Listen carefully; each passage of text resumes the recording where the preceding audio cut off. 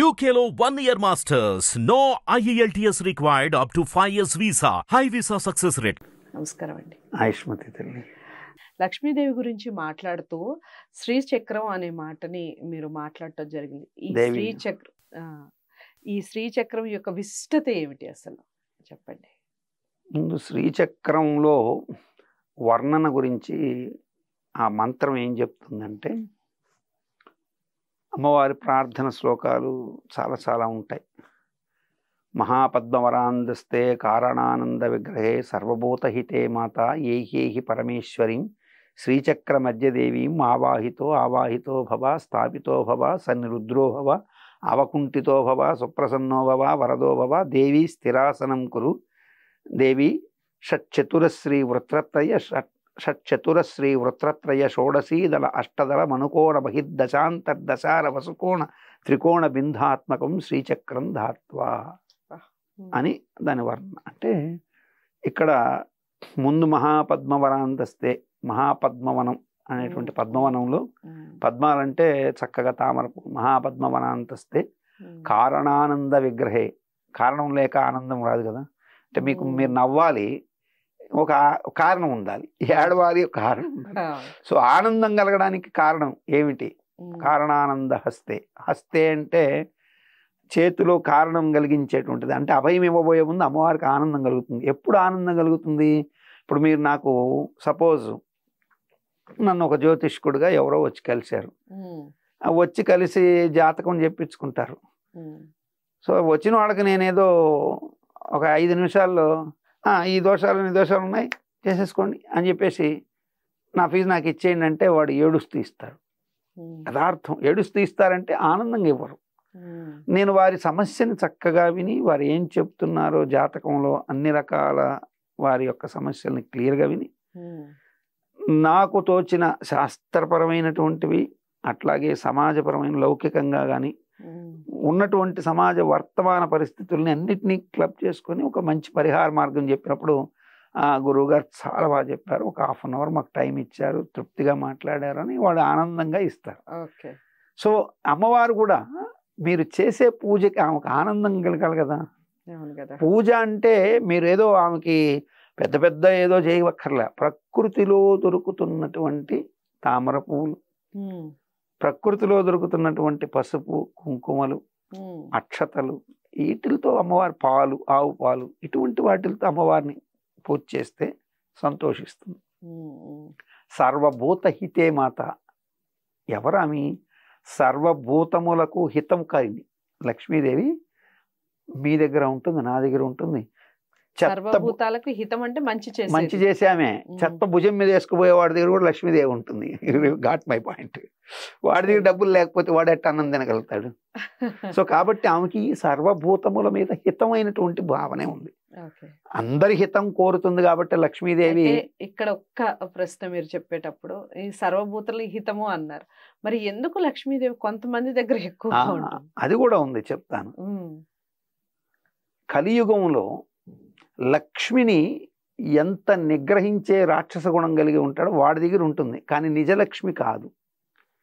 మాయాలక్ష్మి రూపంలో జ్యేష్ఠాదేవి వాడి ఇంట్లో తిష్టవేస్తుంది. మీ ఇంట్లో డబ్బు ఎంత పెరిగి కట్టలుగా నువ్వు ఇంట్లో బ్లాక్ మనీ పెట్టుకుంటున్నావు అంటే రోగాలు, నీ ఇంట్లో బిడ్డలు అంత నాశనానికి నువ్వు తెచ్చి పెట్టుకుంటున్నట్టే. మారణాయుధాలు, శస్త్రాస్త్రాలు, విషమందులు నీ ఇంట్లో పేర్చుకుంటున్నావు. మితమైన ధనము, ధర్మబద్ధమైన ధనం నువ్వు ఎంతైనా సంపాదించమని శాస్త్రం చెప్పింది. అక్రమార్జన చేసి నువ్వు ఈ డబ్బులు ఇంట్లో కూడబెట్టే కొద్దీ ఆ ధనం ఎత్తుకొని నువ్వు ఒక రోజు కూడబెడతావు, నీ కొడుకు మొదటి రోజు ఒక కట్ట ఎత్తుకొని వెళ్తాడు, ఒక రోజు క్రికెట్ బెట్టింగ్ ఆడతాడు, రెండో రోజు ఇంకోటి ఆడతాడు, ఇంకో రోజు ఇంకోటి ఆడతాడు. ఆఖరాక ఆ ధనం అంతా చాలని రోజు నువ్వు నిగ్రహించావు అనుకోండి, బయటకు వెళ్ళి ధనం అప్పు చేస్తాడు. అప్పు కూడా పుట్టని రోజు ఏం చేస్తాడు? తప్పనిసరిగా వెళ్ళి ఒక తప్పుడు పని చేస్తాడు. ఎవరినో కొట్టి తీసుకోవడానికి దొంగ అవుతాడు.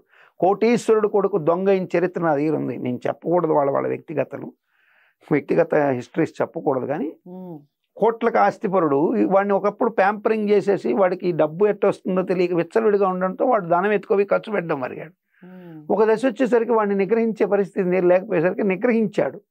వాడు ఏం చేశాడు? బయటికి వెళ్ళి అప్పులు చేస్తూ వచ్చాడు. అప్పులు కూడా ఇవ్వని పరిస్థితులు ఏం చేశాడంటే ఇంకా స్నేహితుల ఇళ్లలోకి వెళ్ళేది, వాళ్ళ ఇంట్లో డబ్బులు దొంగిలిస్తూ అడ్డంగా దొరికితే మరలా తండ్రి బాధలు వర్ణనాతీతం. సో కాబట్టి ధనం ఎంత పెరుగుతుంది అన్నప్పుడు అంతగా భక్తి లక్ష్మి ఆరాధన చేస్తే ఆ ధనానికి నిజంగా సార్థకత ఉంటుంది. అప్పుడు నువ్వు కట్టలు కాదు, మూటలు పెట్టినా అమ్మవారు సంతోషిస్తుంది, దాంట్లో అయితే అనుమానం లేదు. ఎందుకంటే అంతకంత దైవభక్తి అంత దానికి తగినట్టు గ్రహించుకోవడం. అంటే సర్వభూత హితే మాత అని అందుకే అన్నారు. కాబట్టి రాక్షసుల దగ్గర ధనం ఉంటుంది. కృత త్రేత ద్వాపరయుగాలు చూస్తే రావణాసురుడు దగ్గర లక్ష్మీదేవి కావలసినంత ఉంది. దాని పేరే శ్రీలంక, లక్ష్మీ లంక దాని పేరే. సింహళం దాని అసలు పేరు. అంటే సింహళం అనేటువంటి పదం తర్వాత సింహళ దేశం కాస్త మనం శ్రీలంక శిలోను శ్రీలంక అయ్యిందని చెప్పుకుంటాం. సో లంకాపట్టణానికి శ్రీలంకాపట్టణం అనేదే పాత పురాణాల్లో కూడా ఉంది. కాబట్టి ధనం ఎవరి దగ్గర ఉంటుంది అనేది లక్ష్మి కారుణ్యమాత. ఆమెకి ఇంకా అసలు ఎవరి దగ్గరికి నేను అంటే ఎవరు ఆమెని ప్రేమగా చూస్తారో వాళ్ళ దగ్గర ఉంటుంది అంతే. సో దాంట్లో అసలు మీకు లక్ష్మి నిలవ ఉండడానికి ఎలాంటి నియమాలు ఆమె పెట్టదు. నువ్వు ఇలా చేస్తేనే నేను ఉంటాను నీ దగ్గర అని పెట్టదు. నువ్వు నన్ను ఎంత అర్చిస్తే అంత ఉంటుంది అంతే, ఎంత జాగ్రత్తగా చూస్తే అంత ఉండిపోతుంది. కానీ నిజలక్ష్మి మాయాలక్ష్మి ఇద్దరు ఉంటారు. మాయాలక్ష్మిని గ్రహించుకొని నిజలక్ష్మి సంపన్నం కావడానికి చేసేటువంటి పూజలే మన శాస్త్రం చెప్పింది. మాయాలక్ష్మి ఉంటుంది, రేపు ఆ లక్ష్మి వచ్చి ఈ నిజమైనటువంటి నీ వంశాన్ని తినేస్తుంది, అయిపోయింది. కాబట్టి సర్వభూతహితే మాత ఏహి పరమేశ్వరి అన్నాడు. ఏహి అంటే ఇక్కడ రా తల్లి అని, ఓ పరమేశ్వరి అన్నాడు. అయిన తర్వాత షట్చతురా. ఇప్పుడు లక్ష్మీ ప్రసన్నం గురించి ఇప్పుడు నేను చెప్పాను, నిజ లక్ష్మి ఇక్కడ వస్తుంది.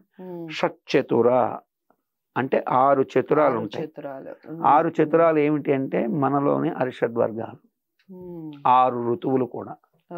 సో 6 ఋతువుల్లో అరిషడ్వర్గాలకి నువ్వు లోబడకుండా కామక్రోధ లోభ మోహ మదమాశ్చర్యాలు లోబడకూడదు, వాడుకోవాలి. ఇప్పుడు కామం లేదనుకోండి, కోరిక లేకపోతే ఎట్టండి ఉండాలి, లోభం లేకపోతే ఎట్ట ప్రతి ఒక్కరికి దానం చేసేస్తాడు. మోహం ఉండాలి, మదం కూడా ఉండాలి. ప్రదర్శించవలసిన దగ్గర మదము మాత్సర్యం తగు మాత్రం. ఇప్పుడు వంటలో షడ్రుచులు అనేటువంటివి ఏవైతే ఉన్నాయో అన్ని సమపాళల్లో పడితేనే అది నిజమైన వంట అవుతుంది. ఒకటి ఎక్కువ పడితే ఉప్పు ఎక్కువ అవుతుంది, ఒకటి తక్కువ పడితే ఇంకోటి అవుతుంది. కాబట్టి ఈ షట్చతురాల్లో మీకు ఏది ఎంత కావాలో అంత మాత్రం వరకు పర్మిషన్స్ ఇచ్చింది అమ్మవారు. ఇచ్చిన తర్వాత షట్చతుర శ్రీ వృత్రత్రయము అన్నారు. అంటే ఈ షట్ చక్రాలు ఎవరైతే పర్ఫెక్ట్ గా ఉన్నాడో ఈ షట్చతురాలు అట్లాగే మనలో ఉన్నటువంటి షట్చక్రాలను కూడా అర్థం చేసుకుంటున్నాడో వాడికి శ్రీ వృత్రత్రయం. శ్రీ వృత్రత్రయం అంటే శ్రీ అంటే లక్ష్మీదేవి, వృత్రత్రయం అంటే విద్యా రూపంలో వస్తుంది, శక్తి రూపంలో వస్తుంది, సాక్షాత్ లక్ష్మీ రూపంలో వస్తుంది. షోడశీదళ ఎట్లా వస్తుంది? 16 దళములు అంటే 16 దళాల్లో వస్తుంది. 16 దళాలు అంటే ఏమిటి? 16 దళం అంటే 15 దళాలు 15 రోజులు. పాడ్యమి నుంచి పౌర్ణమి, పాడ్యమి నుంచి అమావాస్య. ఆ 16వ దళం ఏదైతే ఉందో అదే అమ్మవారు.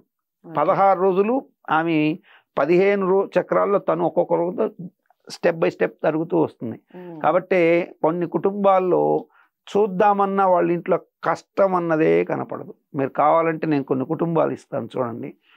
వాళ్ళ ఇంట్లో అకార మరణాలు ఉండవు, వాళ్ళ ఇంట్లో అనవసర రోగాలు లేవు, వాళ్ళ ఇంట్లో ఆకలి కేకలు లేవు, వాళ్ళ ఇంట్లో ధనం కోసం బాధపడాల్సిన ప్రశ్న లేదు, పిల్లల కోసం బాధపడే పని లేదు. భార్య భర్త పిల్లలు ఆనందమైన జీవితం గడిపేటువంటి కుటుంబాలు ఉన్నాయి. ఏమిటి వీళ్ళ దగ్గర ఉందని నేను వెళ్ళి చూస్తే ఆయన ప్రతిరోజు ఉదయం లేచి క్రమం తప్పకుండా నిత్య సంధ్యానుష్ఠానాలు చక్కగా పూజ అన్నీ చేసుకుంటాడు. ఆ భార్య భర్తకి సహధర్మచారిణిగా ఉండి ఆమె ఎలా అనుసరించాలో అనుసరిస్తుంది. వేదముతో బతుకుతున్నారు, మహావేద పండితుడు. ఇంట్లో పిల్లలు చక్కగా వేద పండితులైనారు. పెళ్ళిళ్ళు కావేమో ఈ వేద పండితులకు అనుకుంటే లక్షణంగా మంచి అదే ఫార్మాట్లో ఉన్న అమ్మాయి వచ్చింది, చక్కగా వంటలు చేస్తుంది, మంచిగా పెద్దల్ని గౌరవిస్తుంది. ఆ వేద పండితుడు నిజంగా వేదాన్ని నమ్ముకున్నాడు, వేద ధర్మాన్ని నమ్మాడు, లక్ష్మీ స్వరూపాన్ని నమ్మాడు కాబట్టి అన్నాడు. మిగతా వాళ్ళకి ఎందుకు లేవు అంటే వాళ్ళు చేసే కర్మలు. ఇప్పుడు ఏం లేదు, మనం ఒక ప్యాటర్న్లో వెళ్తున్నాం, సడన్గా ప్యాటర్న్ చేంజ్ అయితే ఏమవుతుంది మీకు? ఇప్పుడు మిమ్మల్ని మీరు ఎక్కడి నుంచో ఒక డెస్టినేషన్ నుంచి మీ ఆఫీస్కి వస్తుంటారు. అవును. సపోజ్ మిమ్మల్ని ఒక దిల్సుఖ్ నగర్ నుంచో రమ్మన్నారు. ఉమ్. సో దిల్సుఖ్ నగర్ నుంచి రోజు వచ్చే దారి మీకు రోజు తెలిసిపోతుంది. తెలుస్తుంది. కళ్ళు మూసుకొని కూర్చున్న టైంని మేనేజ్ చేసుకొని ఆ టైం దాకా నిద్రపెట్టకపోయినా అక్కడికి రాగానే లేచేసి వచ్చేస్తుంది. అవును. సడన్గా మిమ్మల్ని తీసేసి ఉమ్. నువ్వు ఇవే కాదు, ఇలా రాకూడదు, వేరే రేట్ ఇచ్చాను నీకు ఆ రూట్లో రావాలి అంటే ఉమ్. డెస్టినేషన్కి చేరుతారు. ఉమ్. బట్ ఎన్ని రకాల కన్ఫ్యూజన్ ఉంటుంది. అంటే మీకు ఒక ప్రాపర్ ఫార్మాట్లో వెళ్తున్న దాన్ని గందరగోళం చేయకుండా ఉండేందుకే మన పెద్దలు చాలా చాలా ఆచారాలు కానీ నియమాలు కానీ కొన్ని ఎందుకు పెట్టారంటే ఇది ఇలా వెళ్తుంటే ఇలా వెళ్తుంటే ఇలా, కానీ దీన్ని కలవకుండా కలిసినందువల్ల తప్పు కాదు. అక్కడ ప్రాపర్ వేస్ అన్నీ కూడా చెడిపోతాయి. కన్ఫ్యూజన్, ఏం చేస్తున్నావు తెలియక నువ్వు అక్కడ ఏదైనా కంగారు చేసి ఇంకేదైనా చేస్తే ఇప్పుడు నువ్వు అలా వస్తున్నప్పుడు నీకు వచ్చే ఆపదలు కూడా ఉంటాయి. నువ్వు రోజు ఇలా వెళ్ళాల్సిన ఇటు ఎందుకు వచ్చావు అంటే నీ దగ్గర ఏముంది, బ్యాగులో ఏముందా, ఏమైనా ఉన్నాయా అని ఎత్తుకుతారు.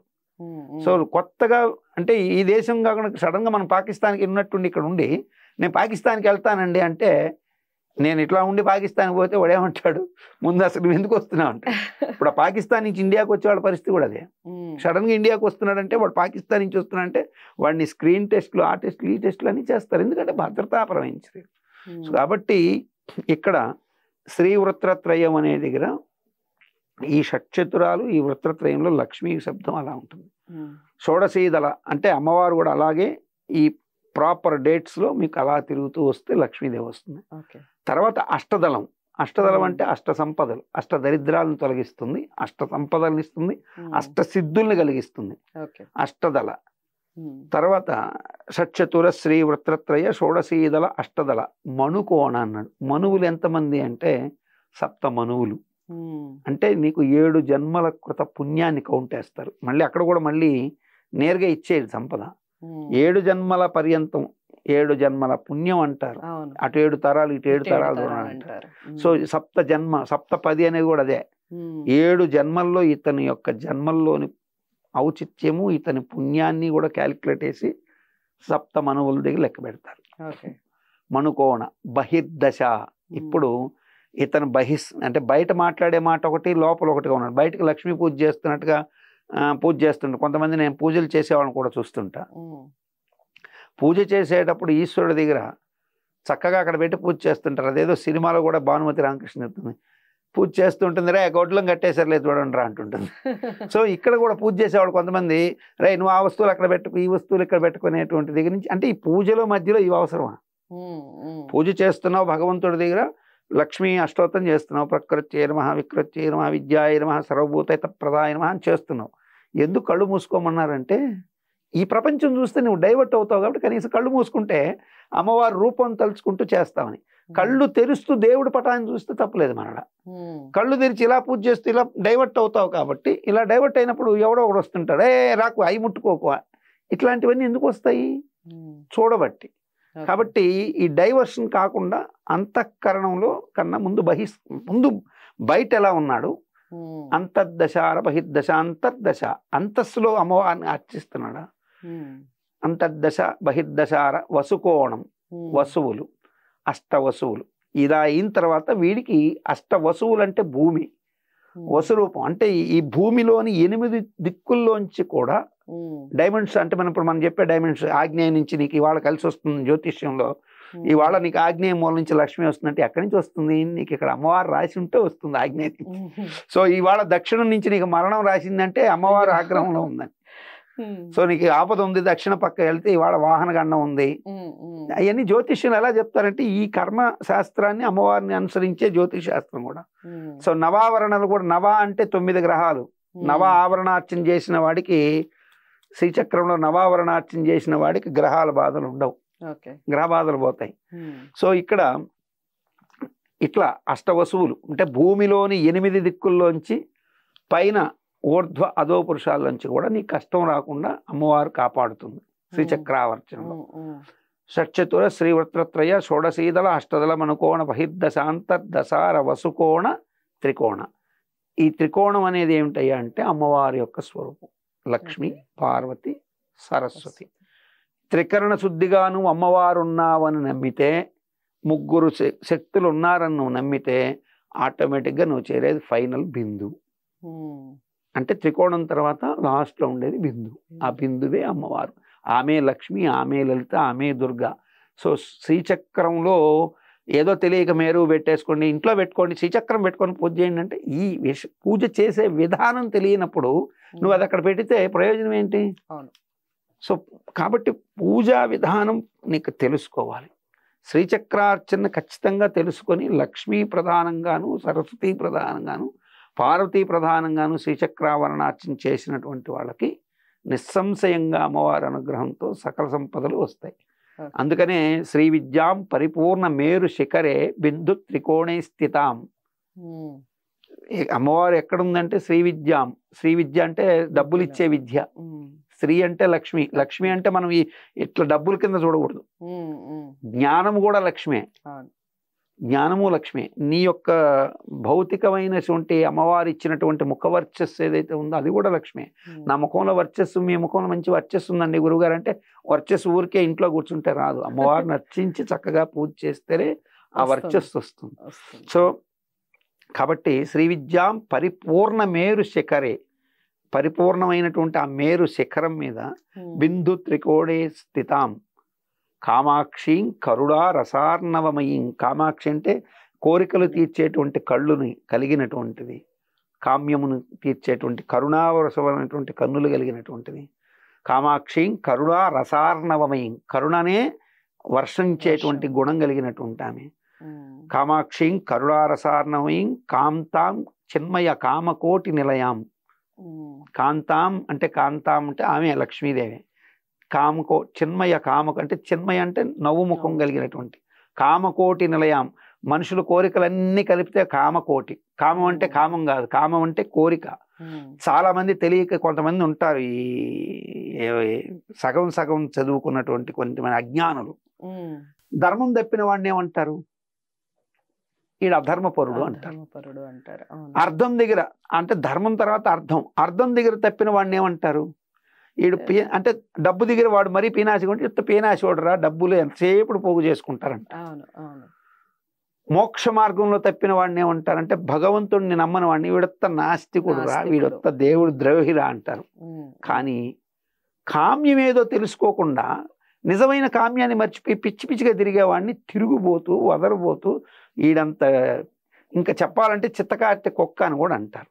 అంటే చిత్తకార్తెలో కుక్కకి ఏంటంటే దానికి కామ్యం నేర్చినప్పుడు అది పక్కన ఏమున్నదో కూడా పట్టించుకోదు. అది నేను వర్ణించకూడదు, చాలా చండాలంగా కూడా ఉంటుంది. సో ఒక మహిళామూర్తితో మాట్లాడి ఇంటర్వ్యూ చేసేటప్పుడు అటువంటివి కూడా వర్ణించకూడదు. కామ్యాన్ని సరిగ్గా అర్థం చేసుకోవాలి. సో కామ్యంగా అర్థం చేసుకున్నటువంటి వాడు కామకోటి పీఠ అంటే ఇటువంటి మన కోరికలు ధర్మబద్ధమైనటువంటి కామకోటి నిలయం. కామకోటి అనగానే వాడేమనుకుంటాడంటే కామకోటి అనగానే ఓ అమ్మవారు కామకోటి అని వీళ్ళు వర్ణించాడంటాడు. అదే అజ్ఞానం. తెలుసుకోవాలి. తెలుసుకుంటే అమ్మకి రామ్మకి పదం చాలా తేడా ఉంది. అమ్మని అమ్మగా చూస్తే ప్రతి మహిళామూర్తిలో అమ్మాయి కనపడుతుంది. అమ్మని ఆగాక అమ్మలో బొమ్మను చూసే గుణం నీకు వస్తే ప్రతి చోట నీ తల్లిలో కాదు నీ చెల్లిలో కూడా నీకు ఆ బొమ్మలే కనపడతాయి. కాబట్టి దైవద్రోహానికి పాల్పడే ముందు, దైవానికి సంబంధించిన విషయాలు మాట్లాడే ముందు, దైవానికి సంబంధించినటువంటి విషయాలు మాట్లాడేటప్పుడు నువ్వు ఇప్పుడు నీకు నోరుంది కాబట్టి మాట్లాడేస్తావు, కానీ ఒకనాటికి నీకు తెలుస్తుంది. చలం కంటే గొప్పవాళ్ళు కాదు వీళ్ళు. చలము కంటే గొప్ప నవలు రాసినవాడు కాదు. చలం అంత గొప్పగా రాసిన ఆయన ఆఖరికి వచ్చి నిజమైనటువంటి భగవంతుడు ఏమిటో తెలుసుకున్నాను అని చెప్పి చచ్చిపోయాడు. అంతటి నాస్తికుడు. నాస్తికవాద మైదానం అనే నవల రాసి సంస్కృతిని దైవాన్ని విమర్శించిన వాడు నిజంగా దైవతత్వాన్ని లాస్ట్లో అర్థం చేసుకొని చచ్చిపోయాడు. సో వాళ్ళకంటే వీళ్ళని గొప్పవాళ్ళు కాదు. నా దృష్టిలో వీళ్ళకి విలువ కూడా లేదు.